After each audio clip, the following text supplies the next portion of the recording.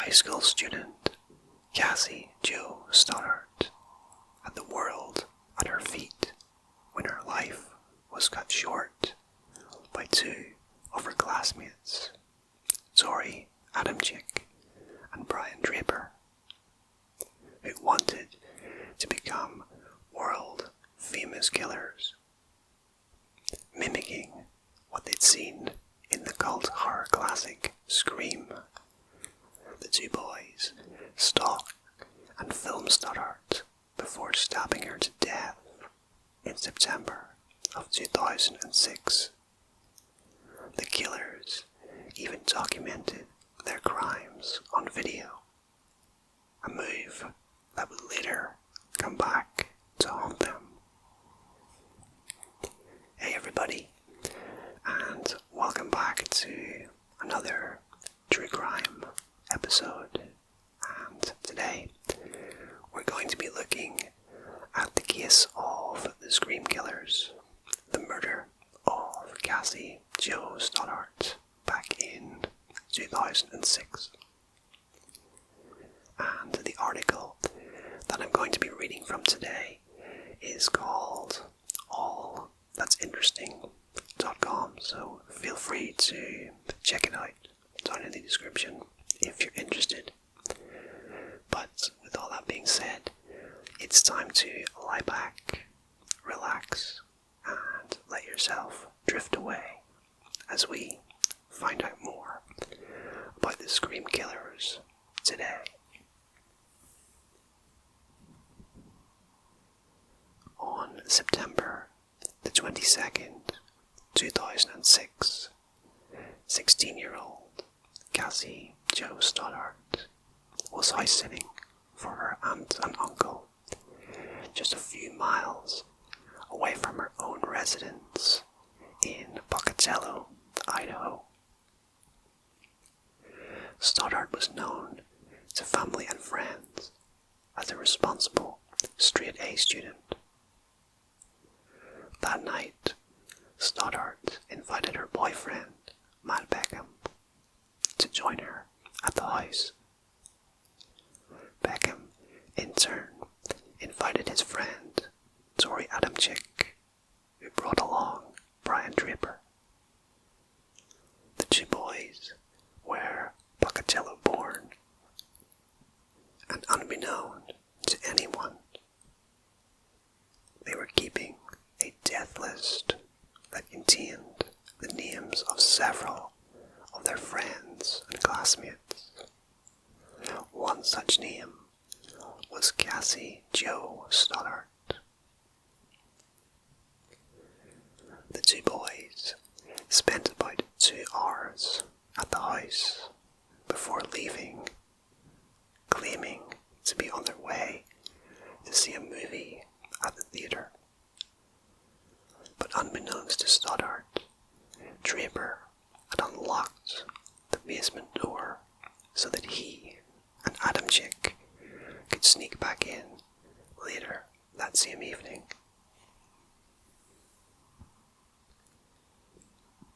When the two boys returned, they parked down the street, put on dark clothing, gloves, and masks. Then they snuck back into the residence through the basement door while Beckham and Stoddart watched TV in the living room. Draper and Adamczyk proceeded to make loud noises in an effort to lure Stoddart and Beckham down to the basement. But when that didn't work, the pair located the circuit breaker and turned off all the power in the house. This frightened Cassie Jo Stoddart, whose boyfriend later remarked that one of the family dogs kept staring down the basement stairs, barking and growling at what seemed to be nothing. And I think this is a very interesting point that the article makes. I think that dogs have a sort of sixth sense when it comes to danger. I think in this case the dog certainly sensed that there was something going on within the basement that unfortunately the two teenagers, Cassie Jo Stoddart and Matt Beckham, didn't realise was happening, or what terror was about to unfold at that house that evening. Beckham consequently called his mother, hoping to get permission to spend the night so Stoddart could be at ease. But Beckham's mother refused and instead offered to have Stoddart spend the night at the Beckham house. But, ever responsible, Stoddart declined, saying that she needed to be there for the pets and the home left in her care. This decision would ultimately prove fatal. At around 10:30 p.m, Beckham's mother picked him up, leaving Cassie Jo Stoddart alone in the house. On his way home, Beckham called Adam Chick's cell phone to see where he and Draper were, hoping to meet up with them later that night. But Beckham could barely hear Adam Chick when he answered, as he was talking in a low whisper on the phone. Beckham assumed that this meant that they were still watching a movie. Of course, they were not, and were in fact in the basement below Stoddart. For a second time, the boys threw the circuit breaker and waited, hoping Stoddart would come downstairs to turn the lights back on.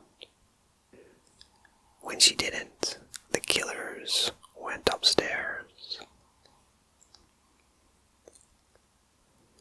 Draper was armed with a dagger-style weapon, and Adam Chick used a hunting knife. Draper opened and slammed a closet door, hoping to scare Stoddart, who was asleep on the couch. When this attempt to frighten her failed, Draper and Adam Chick attacked. And I can't imagine the fear that Cassie Jo Stoddart felt in this moment to, at one moment, be asleep on the couch, and the next to be woken up by two people who are in masks, holding knives, coming straight at you.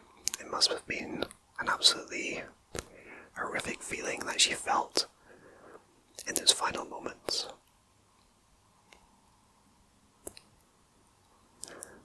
The two stabbed her approximately 30 times, 12 of which were fatal.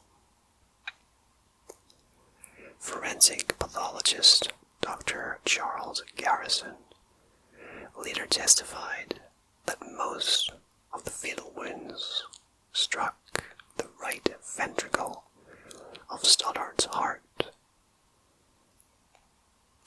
The killers left her body to bleed out and fled.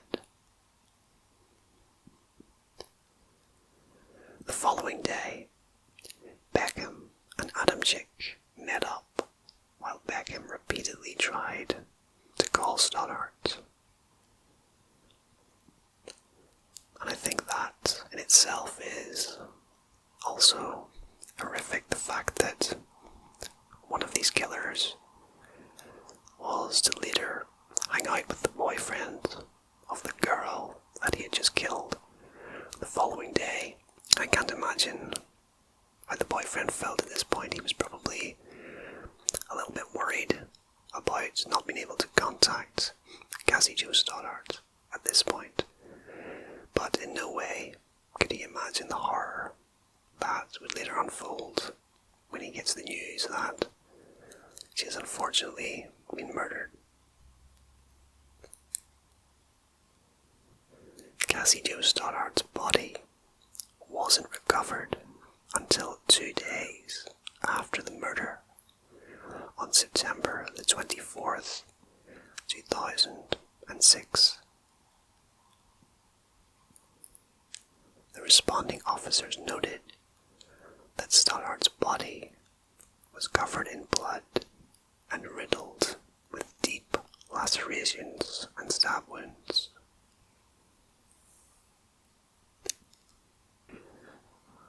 It didn't take long for investigators to determine that Tori Adamczyk and Brian Draper were the last people to see Cassie Jo Stoddart alive. Tori Adamczyk was interrogated that same day, and he initially told detectives that he and Draper had gone to the house at approximately 8:30 p.m. to attend a party. When the party never materialized, he and Draper left the house to catch a film, after which both boys slept at Adamczyk's house. But when the detectives probed Adamczyk about the movie he had reportedly seen that night, he couldn't remember anything about it. And I think that this particular fact shows that these two boys never really had a plan. They committed this crime very recklessly, and they weren't able to even get their story straight when it came to the police asking questions.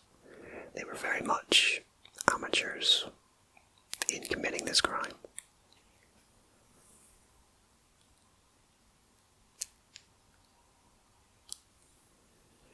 Three days later, Brian Draper led law enforcement to a stash of evidence he'd buried in the Black Rock Canyon.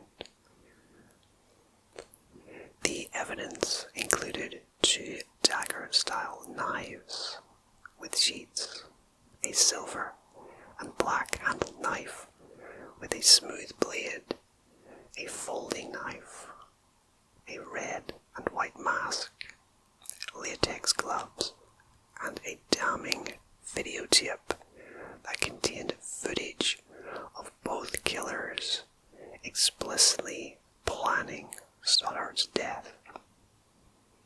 And these particular videos are actually available here on YouTube, and I did watch them as part of my research before doing this case.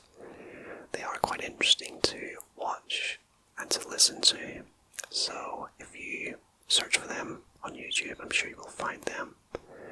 But they are quite shocking in the manner that these two boys talk about the killing of Cassie Jo Stoddart, both in planning it and after executing it as well.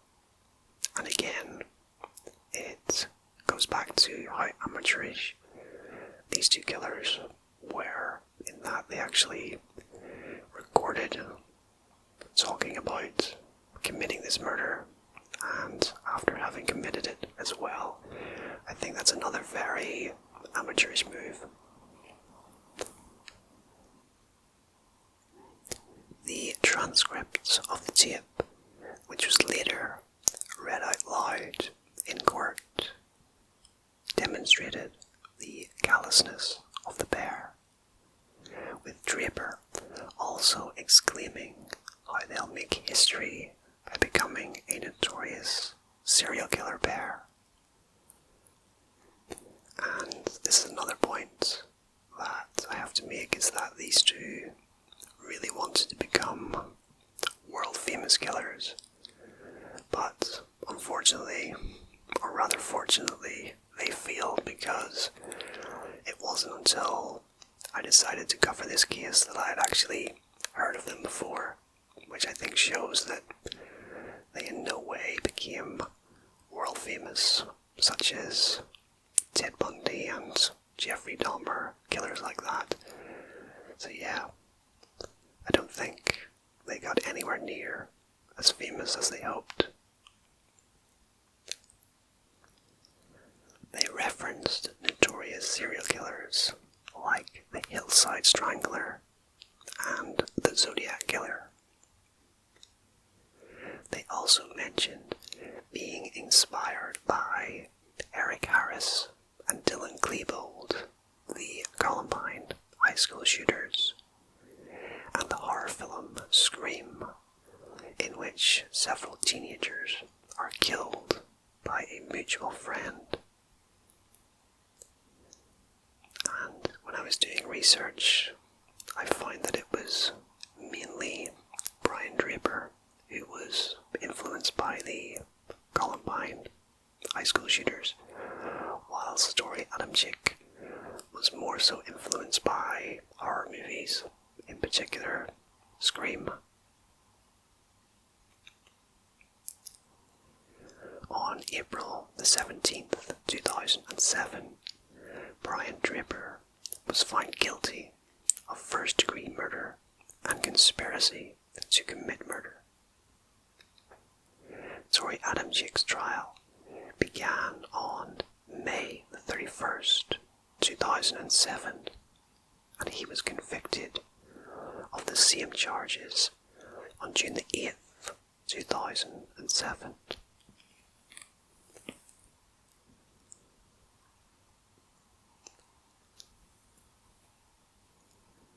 Both received life sentences in prison without the possibility of parole, plus 30 years to life for the conspiracy behind their brutal slaying. Adamczyk and Draper are still serving their sentences at the Idaho State Correctional Institution. Well guys, that is just about it for this episode of True Crime about the Scream Killers, the murder of Cassie Jo Stoddart. But I really hope you enjoyed this episode, and if you did enjoy it, be sure to give a like down below. Consider subscribing to the channel if you haven't done so, for plenty more True Crime episodes like this in the near future. But a huge thank you for joining me today for this episode, and until next time, rest easy, sleep well, and I hope to see you again very soon for another video, and goodbye for now.